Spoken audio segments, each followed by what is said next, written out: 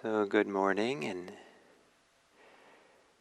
before I begin with the little talk, I wanted to mention that on Friday we can have another one of these community meetings for our 7 a.m. community. And so after we finish at about 7:45, you can switch over to a Zoom link, and we'll have a Zoom meeting in which we can have some discussion.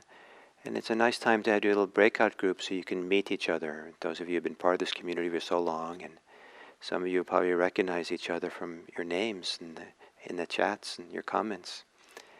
And then maybe I can take some questions. And so the information about that Zoom link will be posted, and I'll talk more about it maybe tomorrow.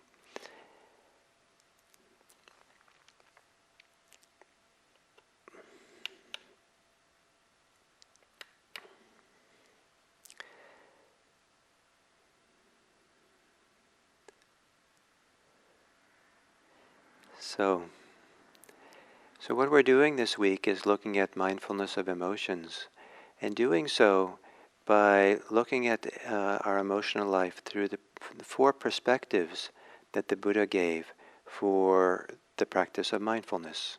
Some people have called it the four frames of reference upon which to look at our experience.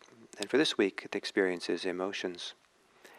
And the first of these frames of references is the body, breathing in the body, and to be centered in the bodily, embodied experience, somatic experience of emotions. To have that as a skill, as a capacity, as a habit, gives us tremendous amount of information about how we're feeling that's not really so readily available if you're just thinking about it or in the stories, the ideas of what's happening. It's also a way of helping the whole psychosomatic system we have to process emotions and to let them be free within us. And this great beauty, this great power of allowing our emotions to live freely within us and let them unfold and move without giving into them, and also maybe without expressing them, which means a kind of involvement with them, but let them express themselves. And one of the great places to do that is in meditation. It's kind of you're sitting still, you're not going to move, and but you allow it to move course through you freely. To do this, it helps if we can do it with some equanimity, meaning that we don't get pulled into our preferences, our likes and dislikes, what we take pleasure in and don't take pleasure in, and our wants and not wants, because that kind of complicates the situation. But to just give it the emotion freedom, and then to feel it more fully. To find that equanimity or find that freedom, one of the most significant teachings the Buddha gave about mindfulness and the path to freedom is to bring mindfulness, awareness, to feelings. Now in English, I think that if we can't, it's difficult to really define what an emotion is in English. I think it's even more difficult. Feelings. Some people see them as synonymous. Feelings are more the subjective experience of how an experience is perceived or taken in or processed or something.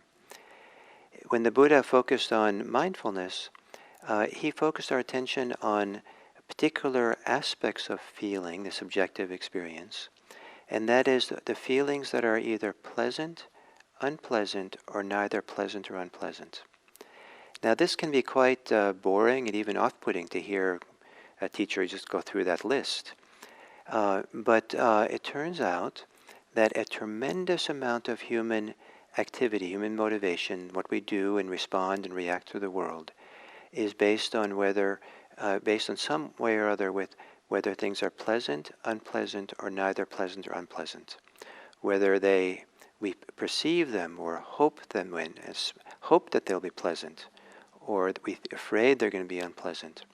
And this movement for and against pleasant and unpleasant is part of, to see that and understand that and become free of it, allows the emotional life to have a freedom that it can't have if we're for and against things.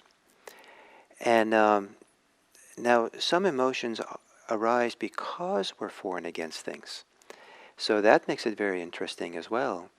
And but a lot of the afflictive emotions in Buddhism, some Buddhists will make distinction between afflictive emotions and beneficial emotions. And afflictive ones are hurt. They're ouch. I kind of think of kind of the same distinction as between surface emotions and emotions that are well up from deep inside. And the afflictive ones for me are more surface. They're more reactive to things. And the deeper ones are not reactive, but are a wellspring of kind of the goodness within us that has a chance to arise. But, and so the Buddha talks about pay attention to what he calls Vedana, Vedana, and it's usually translated as feeling, and which is probably accurate enough, provided that in the instructions for mindfulness, we understand it's a particular aspects of feelings, emphasizing pleasant, unpleasant, and other pleasant or unpleasant. Because it's subjective experience, it's not exactly inherent only in the experience that it's pleasant or unpleasant, but it also has to do with how we are in relationship to it, how we evaluate it. The same physical experience can be evaluated as pleasant or unpleasant depending on the judgments we have, the associations we have, the memories we have. And I saw this very clearly when I lived in Davis, California. In the wintertime there was a very cold, tule fog.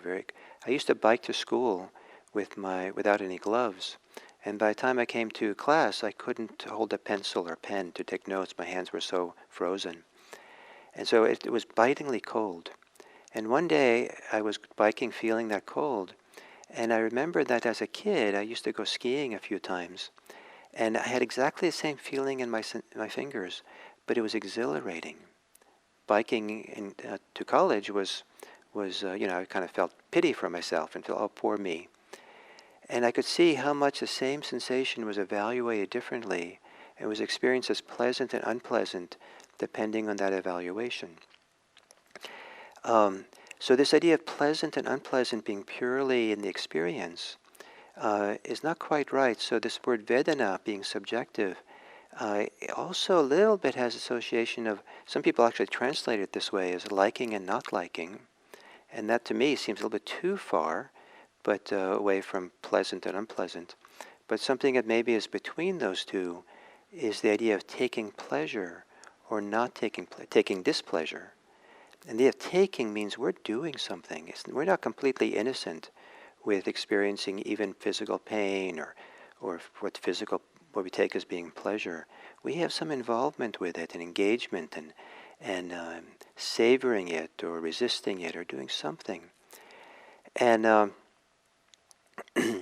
but regardless of how it is, many times our behavior is motivated by the pursuit of pleasure and displeasure.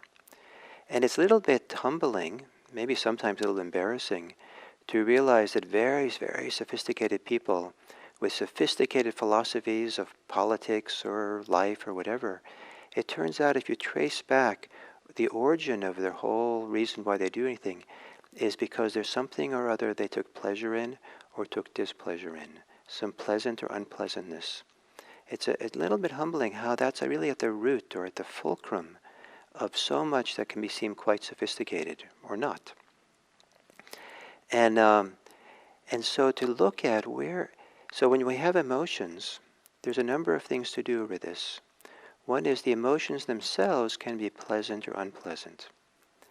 And if you want to let the emotions be free when we're meditating, the great laboratory for this exploration, you want to just allow the pleasant, unpleasant of it just to be there. No problem with it, but no leaning for or leaning away. We're not really free, as I like to say, if we're only free when we're comfortable. We're really free when we learn how to be free when things are uncomfortable. And we learned how to be free when things are pleasant and nice. Real freedom, not the freedom of kind of just, oh boy, I get to kind of just ride and enjoy this. And so to really begin studying the emotion, is it pleasant or unpleasant, and how can I be free and balanced with it? Does the emotion arise because I'm relating to something as pleasant and unpleasant? I like it, I don't like it. And it's very fascinating to do this, because when we start tracing it back to where we're taking pleasure and displeasure, we find out that it might be different than what we thought. So just to make up a silly example, maybe I take pleasure in spinach smoothies, and but actually it doesn't actually taste that good. But I say, oh, I really enjoy my spinach smoothies. But then if I look and see where's the pleasure in the spinach smoothies, it turns out that it's the pleasure is, I have this idea that if I eat spinach smoothies, I'll be healthier. And if I'm healthier, I'll be able to lose weight. And this idea of losing weight, that's where the pleasure is. And I take pleasure in the idea that I might someday lose weight. So where is the pleasure and displeasure?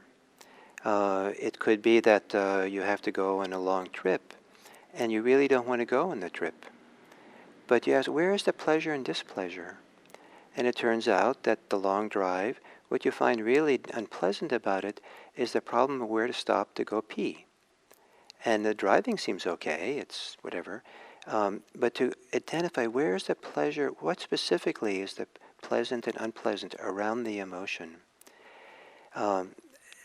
Finally, the Buddha made a distinction between two general forms of this subjective experience of pleasant and unpleasant. And one is what I call the surface, and the other is what I call what wells up within. He called it of the flesh and that of not of the flesh. So that which has to do with our reaction to things, the world does things, and we react to it. It gets cold, and we react with displeasure around it being cold. It's unpleasant. We react, it's nice and comfortable at temperature, and we react positively. We want more warmth or enjoy it. And that would be of the flesh. That's more of the surface. Someone calls us a ugly name, and that's very unpleasant. And don't deny it. But it's a little bit, some of the reactions can be more on the surface. What's in the well springs deep inside? The pleasantness that wells up from inside of compassion, of peace, of calm, of joy, emotions and feelings that are not in response or in reactivity to what goes on in the world, but are really coming from being settled and calm and open and free. And we discover that it's possible to have peace within, calm within, joy within, while the circumstances around us are unpleasant. And when we see that difference, it's freeing. Because many people, they don't see that difference. And so when things are unpleasant in the world, it's almost like they are unpleasant. Personally they are, but everything's defined that way. Everything's seen and understood, and we identify so closely with it. When we realize it's more just surface of circumstances, and inside there's well springs of peace and joy and love, compassion that is there, then we can experience the unpleasant situation and not be identified with it. We don't become the displeasure. So this is a very important teachings around emotions, is to really start looking at the pleasant, the unpleasantness, the pleasure, taking pleasure, not taking pleasure, where is that working? And as we get more settled and less pulled into that world of reactivity, to also notice there's a different kind of pleasantness, the pleasantness of the inner wellspring of our goodness. So thank you, and I look forward to continuing this tomorrow.